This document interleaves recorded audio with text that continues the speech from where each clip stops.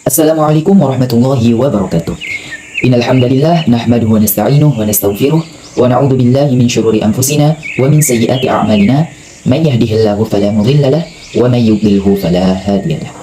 Rabbi shrah li sadri wa yassir li amri wahlul 'uqdatam min lisani yafqahu qawli. Amma ba'd. Sebelumnya, saya mengucapkan terima kasih banyak kepada dosen pengampu mata kuliah Psikologi Pendidikan, yakni yang terhormat Ustazah Baik Widya Nita Kasih MPD, yang sudah membimbing kami dalam proses pembelajaran selama di kampus. Jadi, aspek penting dalam pendidikan adalah kegiatan belajar dan pembelajaran. Kegiatan belajar dan pembelajaran merupakan kegiatan yang tidak dapat dipisahkan dalam kehidupan manusia. Manusia dapat mencapai potensinya melalui pembelajaran. Manusia tidak dapat memenuhi kebutuhan mereka tanpa belajar. Belajar merupakan sebuah proses perubahan. Nah, perubahan-perubahan tersebut membawa ke arah yang positif, yaitu kemajuan atau perbaikan. Sedangkan pembelajaran merupakan upaya untuk mengarahkan kegiatan proses belajar, sehingga mereka bisa memperoleh tujuan dari belajar. Baik, jadi pada video kali ini saya Zadu Ma'adi, NIM 220102060, jurusan Pendidikan Bahasa Arab, Fakultas Tarbiyah dan Keguruan, Universitas Islam Negeri Mataram, akan membahas salah satu materi yang sangat relevan untuk kita bahas dari mata kuliah Psikologi Pendidikan, yakni mengenai konsep-konsep belajar. Sebelum kita mengetahui lebih dalam lagi mengenai konsep belajar, kita harus mengetahui apa sih belajar itu, apa saja ciri-ciri perubahan dalam belajar, lalu bentuk-bentuk belajar itu seperti apa, tahapan-tahapan belajar itu bagaimana, dan apa saja faktor yang mempengaruhi belajar itu. Baik teman-teman, kita bahas terlebih dahulu poin pertama mengenai definisi belajar. Menurut Harold Spears, learning is to be observed, to read, to imitate, to try something themselves, to listen, to follow direction. Yang artinya, belajar adalah mengamati, membaca, meniru, mencoba sendiri tentang sesuatu, mendengarkan, mengikuti petunjuk. Sedangkan menurut ahli psikologi, belajar adalah serangkaian kegiatan jiwa raga untuk memperoleh suatu perubahan tingkah laku sebagai hasil dari pengalaman individu dalam interaksi dengan lingkungannya yang mencangkup kognitif, afektif, dan psikomotorik. Kita semua tahu bahwa belajar adalah proses di mana seseorang mengalami perubahan tingkah laku yang terjadi akibat dari adanya interaksi antara individu dengan individu atau individu dengan lingkungan. Dari pengertian tadi, yang disebut sebagai belajar adalah adanya perubahan tingkah laku. Lalu, apakah semua bentuk perubahan tingkah laku manusia dapat dikatakan sebagai belajar? Nah, saya kasih contoh kecil mengenai hal itu. Misalnya, si Fulan adalah orang yang dikenal masyarakat, memiliki sikap baik dan suka menolong. Tiba-tiba, si Fulan ini membuat onar di lingkungan kampungnya. Setelah ditelusuri, ternyata si Fulan baru saja minum minuman keras bersama teman-temannya. Bahaya si Fulan ini kan. Nah, perubahan yang dialami si Fulan adalah perubahan tingkah laku. Namun, apakah tingkah laku si Fulan adalah hasil belajar? Tentu tidak. Perubahan si Fulan bukan hasil dari belajar. Saya masih ingat presentasi yang pernah dibahas oleh teman-teman saya di kelas mengenai ciri-ciri belajar itu seperti apa. Bahwasanya ciri-ciri belajar itu yang pertama, terjadinya perubahan tingkah laku ke arah yang lebih baik. Kalau sebaliknya, maka itu bukan belajar. Yang kedua, perubahan tingkah laku tersebut dilakukan berdasarkan kesadaran. Maksudnya, orang tersebut sadar melakukan sesuatu yang menyebabkan terjadinya perubahan. Misal, saya kasih contoh lagi. Si Pulanah mengamati si Pulan memperbaiki sepeda motor dengan harapan setelah mengamati si Pulan, maka si Pulanah ini juga akan bisa memperbaiki sepeda motor. Nah, itu contoh kecilnya. Lalu seperti apa perubahan ciri-ciri belajar itu? Mari kita sama-sama tonton penjelasan berikut ini. Menurut yang saya kutip dari berbagai macam sumber, saya menemukan ada 8 ciri-ciri perubahan belajar. Yang pertama di sini, perubahan yang didasari dan disengaja atau sering disebut intensional. Ciri tersebut menjelaskan bahwa belajar merupakan perubahan tingkah laku yang disadari atau disengaja oleh individu tersebut. Dia juga menyadari hasil dari perubahan tersebut. Individu tersebut memahami bahwa telah terjadi peningkatan pengetahuan dan atau keterampilan dari hasil ia belajar. Lalu yang kedua, perubahan yang berkesinambungan atau sering disebut dengan kontinu. Nah, istilah ini sudah familiar banget di kalangan kita. Perubahan yang berkesinambungan ini memiliki arti bahwa perubahan yang terjadi pada individu yang merupakan perubahan lanjutan dari keterampilan pengetahuan yang telah dia miliki sebelumnya. Misalnya, si X sudah memiliki pengetahuan tentang penjumlahan dan pengurangan. Kemudian dia belajar tentang perkalian dan pembagian. Maka dia dapat memanfaatkan pengetahuan terdahulunya untuk mempelajari pengetahuan barunya. Seperti itu. Lalu yang ketiga, perubahan yang fungsional. Apa maksudnya? Jadi perubahan fungsional itu adalah hasil dari perubahan belajar. Adalah perubahan yang fungsional. Artinya hasil dari perubahan tersebut berguna. Hasil perubahan tersebut dapat dimanfaatkan untuk kepentingan masa sekarang atau masa yang akan datang. Misalkan seorang mahasiswa Fakultas Pendidikan mempelajari mata kuliah teori pembelajaran. Suatu saat materi tersebut akan bermanfaat untuk keperluannya ketika menjadi seorang guru di masa yang akan datang. Seperti itu. Lalu yang keempat, perubahan yang bersifat positif. Belajar adalah terjadinya perubahan pada diri individu. Bagus. Perubahan tersebut harus bersifat positif atau ke arah kebaikan. Jika sebaliknya, maka itu bukan belajar. Misal, seorang guru yang belajar tentang tipe-tipe cara belajar anak. Setelah dia belajar, dia paham bahwa setiap anak memiliki cara belajar yang berbeda-beda. Sehingga kini seorang guru selalu menggunakan metode yang disesuaikan dengan siswa untuk belajar mereka ketika berada di kelas. Lalu yang kelima, perubahan bersifat aktif. Hal ini berarti bahwa perubahan yang terjadi pada individu akibat belajar diperoleh dari kegiatan aktif individu tersebut untuk mendapatkan hasil dari perubahan tersebut. Lalu yang keenam, perubahan yang bersifat permanen. Hasil belajar merupakan hasil yang permanen. Jadi orang dikatakan belajar jika dia memperoleh tingkah laku yang sifatnya permanen atau bertahan lama. Misalnya seorang mahasiswa yang belajar tentang komputer, kemudian dia bisa mengoperasikan komputer tersebut. Kemampuan tersebut selanjutnya bertahan untuk waktu yang lama atau dalam rentan yang cukup lama. Lalu yang ketujuh, perubahan yang terjadi berarah atau bertujuan. Maksudnya di sini, seseorang dikatakan belajar jika ia sadar. Termasuk dikatakan sadar jika ia punya tujuan. Jadi, belajar harus terarah untuk meraih tujuan. Misalnya, seseorang yang belajar bermain bola.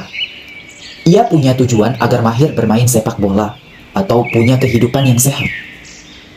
Seperti itu. Dan yang terakhir, perubahan perilaku secara keseluruhan. Maksudnya di sini adalah bahwa hasil dari belajar mempengaruhi perubahan secara keseluruhan individu. Tidak hanya pengetahuannya yang berubah, tetapi juga keterampilan dan sikapnya. Baik, mungkin itulah beberapa ciri-ciri perubahan dalam belajar. Lalu kita bahas poin berikutnya mengenai bentuk-bentuk belajar. Menurut ilmuwan yakni Gagné, membagi bentuk-bentuk belajar menjadi 5 yang merupakan inti dari teori belajar. Yang pertama, bentuk responden. Kedua, kontiguitas. Yang ketiga, operan. Yang keempat, observasional. Dan yang terakhir adalah kognitif. Marilah kita bahas satu persatu mengenai kelima bentuk belajar tersebut. Jadi, yang pertama, di sini ada namanya belajar responden. Dalam belajar ini, suatu respon dikeluarkan oleh suatu stimulus yang telah dikenal. Jadi, terjadinya respon belajar dikarenakan adanya stimulus. Misalnya, Maya bisa menjawab pertanyaan yang diberikan oleh gurunya dengan benar. Kemudian, guru tersebut memberikan senyuman dan pujian kepadanya. Akibatnya, Maya semakin giat belajar. Senyum dan pujian guru itu merupakan stimulus yang tak terkondisi namanya. Tindakan guru ini menimbulkan perasaan yang menyenangkan pada diri Maya sehingga membuat dia lebih giat lagi dalam belajar. Seperti itu. Lalu yang kedua, belajar kontiguitas. Belajar dalam bentuk ini tidak memerlukan hubungan stimulus dan tak terkondisi dengan respon. Maksudnya, belajar kontiguitas sederhana bisa dilihat jika seseorang memberikan respon atas pertanyaan yang belum lengkap. Seperti 2 kali 2 sama dengan, maka pasti kita menjawabnya 4. Itu adalah contoh asosiasi berdekatan antara stimulus dan respon dalam waktu yang sama. Seperti itu. Bentuk belajar kontiguitas yang lain adalah stereotyping, yaitu adanya peristiwa yang terjadi berulang-ulang dalam bentuk yang sama, sehingga terbentuk dalam pemikiran kita. Misalnya, seringkali sinetron televisi memperlihatkan seorang ilmuwan dengan memakai kacamata, ibu tiri adalah seorang wanita yang kejam. Maka sinetron televisi menciptakan kondisi untuk belajar yang stereotyping, padahal hal tersebut tidak sepenuhnya benar. Lalu yang ketiga adalah belajar operan. Belajar bentuk ini sebagai akibat dari reinforcement namanya. Bukan karena adanya stimulus, sebab perilaku yang diinginkan timbul secara spontan ketika organisme beroperasi dengan lingkungannya. Maksudnya, perilaku individu dapat ditimbulkan dengan adanya reinforcement setelah adanya respon. Respon ini bisa berupa pernyataan, gerakan, ataupun tindakan. Misalnya, respon menjawab pertanyaan guru secara sukarela. Maka reinforcer bisa berupa ucapan guru, wah bagus sekali, kamu dapat 1 poin, mantap, dan sebagainya, seperti itu. Lalu yang keempat, belajar observasional. Konsep belajar ini memperlihatkan bahwa orang dapat belajar dengan mengamati orang lain melakukan apa yang akan dipelajari. Misalnya, anak kecil belajar makan itu dengan mengamati cara makan yang dilakukan oleh ibunya atau keluarganya. Mungkin seperti itu. Dan yang terakhir, yang kelima, adalah belajar kognitif. Bentuk belajar ini memperhatikan proses kognitif selama belajar. Proses semacam ini menyangkut yang pertama ada namanya insight, yaitu berpikir, dan reasoning atau menggunakan logika yang deduktif atau induktif. Jadi belajar tidak hanya timbul dari adanya stimulus, respon maupun reinforcement, melainkan melibatkan tindakan mental individu yang sedang belajar, seperti itu.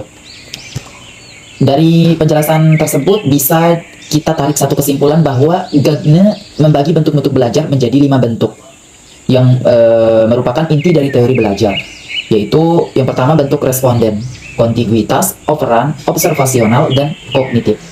Responden merupakan belajar yang dibentuk dengan adanya hubungan antara stimulus dengan respon, sedangkan kontiguitas sama dengan responden. Tetapi untuk responden waktunya dilakukan secara istilahnya bersamaan lah, seperti itu. Yang ketiga, observasional merupakan bentuk belajar yang paling sederhana karena individu hanya sekedar mengamati orang lain kemudian meniru perbuatannya tersebut. Sedangkan kognitif merupakan bentuk yang tertinggi karena sudah memasuki wilayah insight tersebut. Jadi itulah bentuk-bentuk belajar yang harus perlu diketahui, terutama menjadi seorang pengajar dan pendidik, seperti itu. Selanjutnya kita bahas poin keempat mengenai tahapan-tahapan dalam belajar. kegiatan belajar merupakan salah satu kewajiban yang harus dilakukan oleh seorang pelajar. Namun, masih banyak para pelajar yang bingung dan tidak tahu cara belajar yang efektif dan sesuai dengan kemampuannya. Terkadang setiap individu memiliki pola belajar yang berbeda-beda. Ada yang mudah memahami pelajaran melalui video, mencatat, atau bahkan membaca. Semuanya tergantung kepada kepribadian masing-masing. Sebenarnya seperti itu. Belajar itu sendiri juga memiliki beberapa tahapan loh.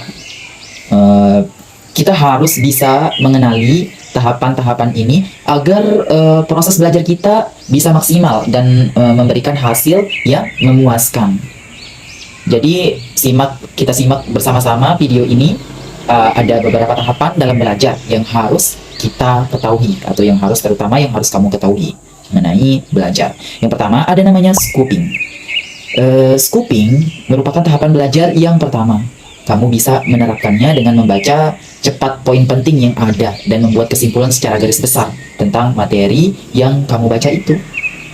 Misalnya, kamu sedang belajar tentang rantai makanan. Kamu pasti menemukan bahwa ada tiga kategori besar dalam rantai makanan. Yaitu yang pertama kan ada karnivora, herbivora, dan omnivora. Nah, kamu bisa menulis kata kunci tersebut dan menjelaskannya sendiri dengan bahasamu. Seperti itu. Lalu di sini yang kedua ada mind mapping. Tahapan kedua dalam kegiatan belajar adalah mind mapping. Setelah kita tahu kata kunci dan bisa menjelaskan dengan bahasa sendiri, kita bisa membuat mind mapping sederhana untuk memudahkan kita untuk recall nantinya. Mind mapping ini akan membantu kita untuk mengingat materi dengan mudah karena memang bentuknya yang tidak terlalu padat dengan tulisan seperti itu. Lalu yang ketiga ada learning. Tahapan ketiga dari belajar adalah learning atau belajar itu sendiri. Di tahap ini kita bisa menerapkan pola belajar yang sesuai dengan kemampuan diri kita masing-masing. Kita bisa membaca berulang-ulang mind mapping yang sudah dibuat, menonton video yang berkaitan, atau mungkin teknik belajar lainnya. Jika materi yang sedang dipelajari mengharuskan untuk menghafal, kita bisa menggunakan teknik jembatan keledai seperti Meiji-ku, Hibiniu, dan lain sebagainya untuk membantu mengingat dan menghafal seperti itu. Lalu yang keempat ada namanya testing for learning. Setelah kita belajar, kita perlu menguji diri kita sendiri sudah sejauh mana pemahaman dan penguasaan kita terhadap suatu materi tersebut. Misal kita bisa mengerjakan latihan soal atau active recall seperti yang saya lakukan sekarang ini dengan rutin agar materi yang sudah kita kuasai tidak menghilang dari ingatan begitu saja. Seperti itu. Jadi itulah 4 tahapan dalam belajar yang harus kita ketahui. Sebagai seorang pelajar, sudah kewajiban kita untuk terus belajar agar kegiatan belajar kita semakin seru dan menyenangkan. Kita harus bisa menemukan gaya belajar yang cocok dan sesuai dengan diri kita masing-masing. Selanjutnya, kita akan bahas poin terakhir pada pembahasan kita kali ini mengenai faktor-faktor yang mempengaruhi belajar. Manusia memiliki kekuatan internal dan eksternal. Faktor internal ini disebut dengan faktor psikologis, sedangkan faktor eksternal biasa disebut dengan faktor sosiologis. Terdapat 2 faktor yang mempengaruhi belajar peserta didik, yaitu faktor internal dan faktor eksternal itu sendiri. Faktor internal itu adalah faktor-faktor yang dapat mempengaruhi belajar yang berasal dari peserta didik. Faktor internal ini meliputi 2 aspek, yaitu fisiologi dan psikologis. Nah, lalu apa itu fisiologi dan psikologis? Jadi fisiologi ini adalah faktor yang meliputi kondisi jasmaniah secara umum dan kondisi panca indera. Sedangkan psikologis meliputi faktor kecerdasan, bakat, minat, aktivitas, emosi, motivasi, dan kemampuan kognitif. Lalu faktor eksternal. Faktor eksternal ini adalah faktor yang berasal dari dari luar peserta didik yang mempengaruhi proses dan hasil belajar. Faktor-faktor ini meliputi lingkungan sosial dan lingkungan non-sosial. Lingkungan sosial yang dimaksud di sini adalah manusia. Dalam lingkungan sosial yang mempengaruhi belajar peserta didik ini dapat dibedakan menjadi tiga, yaitu yang pertama ada keluarga, lalu ada guru, teman, dan juga masyarakat. Lalu lingkungan non-sosial atau fisik. Ini mencangkup di sekolah, kondisi di sekolah, dan materi fisik seperti rumah, sekolah, peralatan atau perlengkapan di sekolah, dan di alam, seperti itu. Baik, itulah pembahasan mengenai konsep-konsep belajar dalam psikologi pendidikan.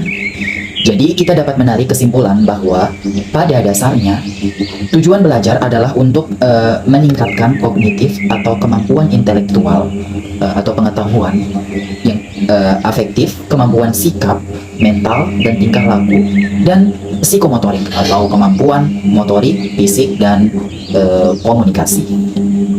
Untuk meningkatkan kualitas diri peserta didik baik di lingkungan keluarga, masyarakat, berbangsa, dan bernegara, serta sebagai makhluk ciptaan Tuhan yang Maha Esa. Belajar adalah suatu peristiwa yang dapat memberikan dampak positif baik secara sikap, tingkah laku, dan wawasan. Meningkatkan kemampuan kognitif, afektif, dan psikomotorik dalam rangka untuk meningkatkan kualitas hidup peserta didik melalui tahapan pembelajaran yang dilakukan secara sistematis, perencanaan, penerapan, dan evaluasi seperti itu. Belajar dan pembelajaran membutuhkan tiga komponen utama, yaitu yang pertama ada peserta didik, pengajar, dan sumber belajar yang berinteraksi dalam suatu lingkungan pembelajaran untuk mencapai tujuan pembelajaran secara optimal, seperti itu. Saya Zadu Ma'adi pamit undur diri. Syukron ala husni istima'ikum wa afwan ala al-khata. Akhirul kalam. Assalamualaikum warahmatullahi wabarakatuh.